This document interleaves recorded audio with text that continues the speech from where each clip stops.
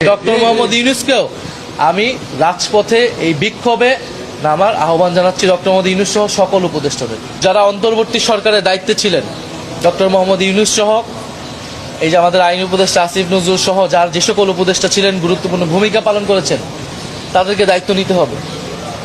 তারা তো এই অধ্যাদেশগুলো করেছিল, তো তারা কেন করেছিল, এখন যে বাতিল করা হচ্ছে, এগুলো নিয়ে তাদেরকে কথা বলতে হবে। ডক্টর মোহাম্মদ ইউনূসকে মুখ খুলতে হবে।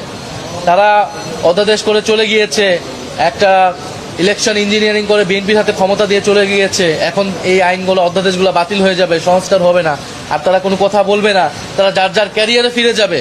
এটা কিন্তু হবে না। জনগণের কাঠগড়া তাদেরকেও দাঁড় হতে হবে। কারণ মানুষের রক্তের উপর দিয়ে আমরা তাদেরকে ক্ষমতা দিয়েছিলাম, তারা আমাদেরকে নিরাশ করেছে।